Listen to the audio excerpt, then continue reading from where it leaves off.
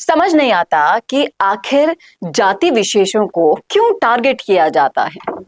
समाज में हर किसी को अपनी अभिव्यक्ति का अधिकार है। धार्मिक रूप से किसी को भी प्रताड़ित करना एक बहुत बड़ा गुनाह होता है, लेकिन ये समझ ही नहीं आता। अब समाजों में हर समाज को आजादी है कि वो अपने धर्म के अनुसार उन चीजों को जो करना चाहते हैं, संस्कृति के अनुसार उन चीजों को जिन्हें वो फॉलो करना चाहते हैं वो करें।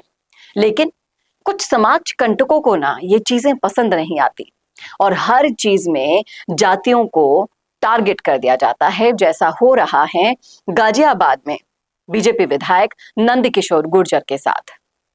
क्या हुआ इनके साथ, क्यों इन्हें टारगेट किया गया और इसके बाद इनका रिएक्शन क्या रहा, सब कुछ आपको दिखाने वाली हूँ वीडियोस के जरिए। इस बात पर आपसे चर्चा भी करूंगी, इसलिए बने रहेगा आखिर तक हमारे साथ। नमस्कार, मैं हूँ चेतना शर्मा।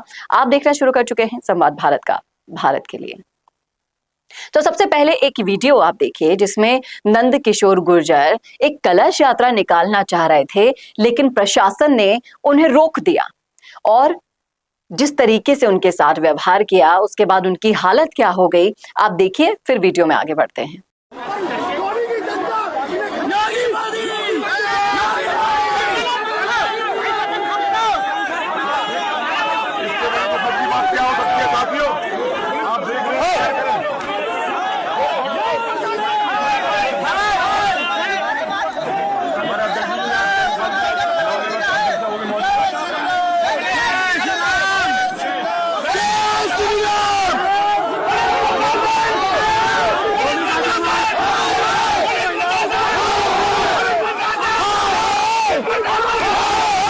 तो देखा आपने, ये कलश यात्रा निकालना चाह रहे थे लेकिन प्रशासन ने इन्हें रोक दिया, कलश यात्रा निकलने नहीं दी। और उसके बाद जो उग्र रूप इनका सामने आया, गुर्जर विधायक का सामने आया, वो वाकई में देखने लायक था। और इन्होंने सबके सामने गुर्जर होने के नाते जो धमकी दी है ना, वो आप सुनिए इस दूसरे वीडियो में। बता दिया था कथा के बाद मैं चुनौती देना चाहता हूँ कि दिल्ली पुलिस को, चीफ सेक्रेटरी अगर तेरी माँ ने दूध पिलाया है कमिश्नर तेरी माँ ने दूध पिलाया है, तो कथा के बाद गाजियाबाद कहीं भी तय कर लेना, तेरी गोलियां होंगी, हमारे सीने होंगे, यहाँ से लेकर के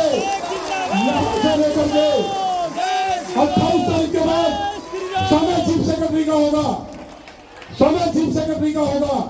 माननीय योगी जी ने हमसे मना किया था, बोलना नहीं है, हम चुप थे, पुलिस अन्याय कर रही थी, मेरे कार्यकर्ता को करीब 11,000 रुपए देकर छोड़ा, मैं बोला नहीं।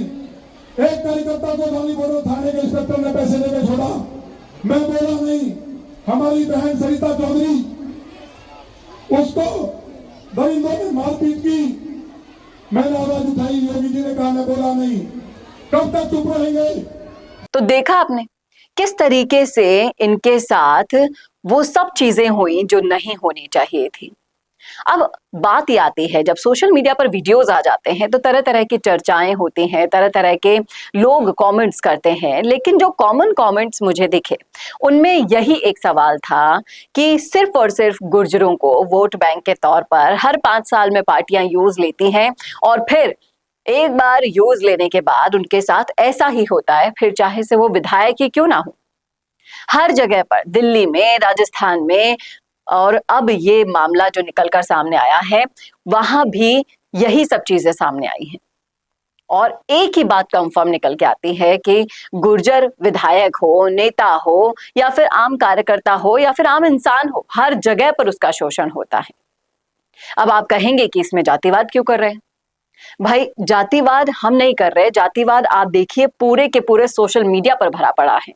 और अगर बार बार, एक बार नहीं, 2 बार नहीं, हर बार आपकी आंखों के सामने ऐसे ही वीडियोस आएंगे तो क्या सोचेंगे आप? धार्मिक रूप से आप किसी को प्रताड़ित नहीं कर सकते। इस पर धर्म में कोई जाति विशेष मायने नहीं रखती है। अगर कलश यात्रा इन्हें निकालनी थी तो इन्हें शांतिपूर्ण निकालने देना था।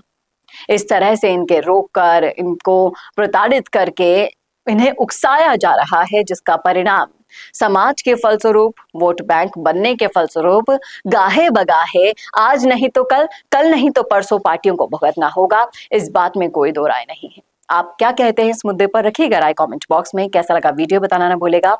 और ऐसे और वीडियोस के लिए देखते रहिए संवाद भारत का, भारत के लिए। नमस्कार।